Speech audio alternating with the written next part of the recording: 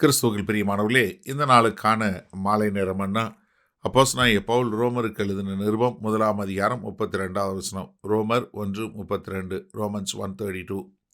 இப்படிப்பட்டவைகளை செய்கிறவர்கள் மரணத்திற்கு பாத்திரராய் இருக்கிறார்கள் என்று தேவன் தீர்மானித்த நீதியான தீர்ப்பை அவர்கள் அறிந்திருந்தும் அவைகளை தாங்களே செய்கிறதும் அல்லாமல் அவைகளை செய்கிற மற்றவரிடத்தில் பிரியப்படுகிறவர்களுமாய் இருக்கிறார்கள்.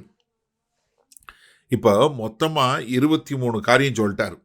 இப்படிப்பட்டவைகளை செய்கிறவர்கள் என 29வது வசனத்திலிருந்து 31வது வசனம் வரைக்கும் ஒரு 23 காரியங்களை சொல்லி இதை செய்கிறவர்கள் என்ன, அவங்களுக்கு மரணத்திற்கு பாத்திரராய் இருக்கிறார்கள். எப்படி தெரியும்?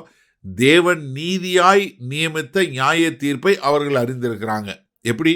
தேவனுடைய தீர்ப்பு, நியாய தீர்ப்பு நீதியானது என்பதை அறிந்திருக்கிறாங்க.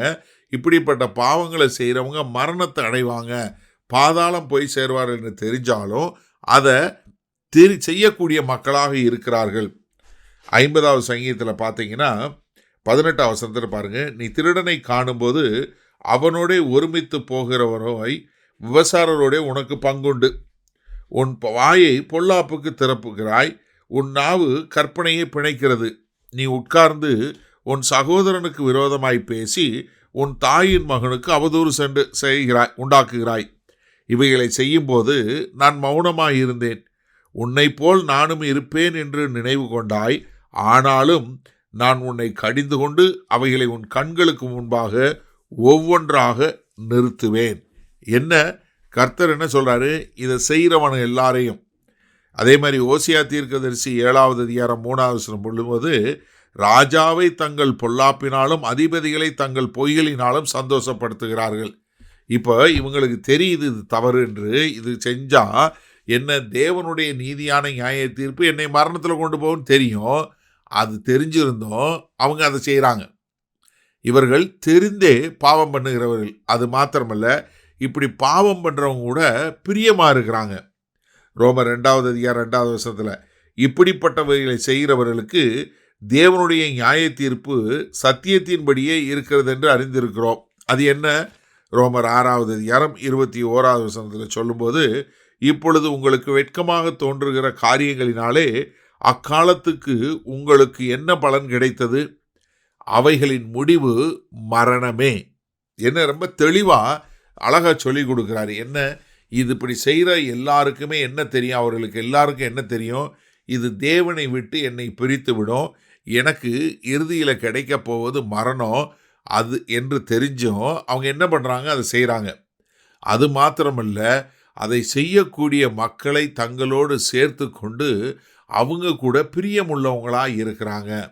அக்கிரமம் செய்கிறவன் கூட சேர்றான், விபச்சாரம் செய்கிறவன் கூட சேர்றான், அவதூறு பண்ணுறவன் அவதூறு பண்ணக்கூடியவனா, தேவனுக்கு பகைஞராக இருக்கிறவன் தேவ பகைஞர் கூட செய்கிறான், பெற்றோருக்கு கீழ்ப்படியாத இன்னொரு பெற்றோருக்கு கீழ்ப்படியாதவனா.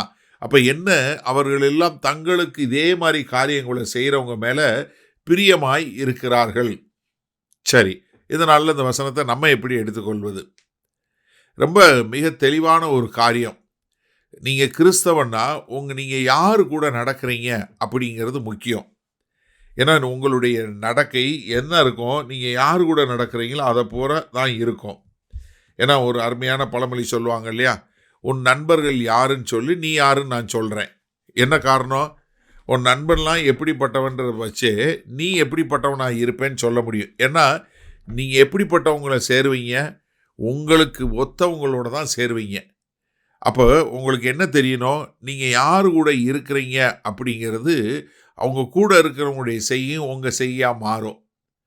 அப்போ இப்படி பாவம் பண்ணுறவங்க என்ன பண்ண மாட்டாங்க? பரிசுத்தத்தை நாட மாட்டாங்க. அதனால தான் நம்ம கிறிஸ்தவர்கள் ஒவ்வொருவருக்கும் ஒரு ஆவிக்குரிய தகப்பன் வேணும், ஒரு ஆவிக்குரிய பிள்ளை வேணும், தன்னோடு ஆவியில் ஒத்த இது உள்ள ஒருத்தர் வேணும். இது இல்லை என்றால் மிகவும் கடினம். ஏன்னா இன்றைக்கு நம்ம வாழ்ந்து கொண்டு இருக்கிற இந்த நாட்களில் ஒரு நீதியான வாழ்க்கை வாழ வேண்டும், ஒரு தேவனுக்கு பிரியமுள்ள வாழ்க்கை வேண்டும், வாழக்கூடிய மக்கள் குறைவு. அப்போ எனக்கு அருமையானவர்களே, பாவம் செய்கிறவன் என்ன செய்யட்டும், அக்கிரமம் செய்கிறவன் இன்னும் அக்கிரமம் செய்யட்டும், பரிசுத்தமாக வாழ்கிறவன் இன்னும் பரிசுத்தமாய் வாழட்டும்னு வசனம் போட்டிருக்கு இல்லையா? அப்போ நீங்களும் நானும் எப்படிப்பட்ட மக்களாக இருக்கணும்? தேவனுடைய பரிசுத்தத்தை நாடக்கூடியவர்களாய், தேவனுடைய நித்திய நியமங்களை கேட்டுக்கொண்டு அதன்படி ஒரு பக்தி வைராக்கியமாய் வாழக்கூடிய ஒரு நல்ல சகோதர சகோதரிகளோடு இணக்கமாய் வாழ வேண்டும். நம்ம என்ன பண்ணக்கூடாது, ஒரு பாவமான மனுஷன் கூட சேர்ந்து அவனை திருத்த போகிறேன்னு சொல்லி நாம் தவறாய் பாதையில் போய்விடக்கூடாது. இதை நாம் மிக தெளிவாக தெரிந்து கொள்ள வேண்டும். ஏன்னா உங்களுக்கு ஃப்ரெண்ட்ஷிப்புக்கும் ஃபெல்லோஷிப்புக்கும் நல்ல வித்தியாசம் தெரிய வேண்டும். வல்ல பிதாவே, இந்த அருமையான நல்ல நாளுக்காய் நன்றி. இந்த செய்தியை கேட்டுக்கொண்டு இருக்கிற ஒவ்வொருவரும் ஆமாண்டவரே, தாங்கள் இருக்கக்கூடிய மக்கள், தங்களோடு இருக்கக்கூடிய மக்கள் யார் என்பதை பார்த்து சரியான நல்ல ஆவிக்குரிய சகோதர சகோதரிகளை தெரிந்து கொண்டு ஒரு நல்ல நித்திய வாழ்வை நோக்கி ஓட எங்கள் தேவன் கிருபை பாராட்ட வேண்டுமாய் இயேசு கிறிஸ்துவின் மூலம் ஜெபிக்கிறோம் வல்ல பிதாவே, ஆமேன். கர்த்தர் உங்களை ஆசீர்வதிப்பாராக.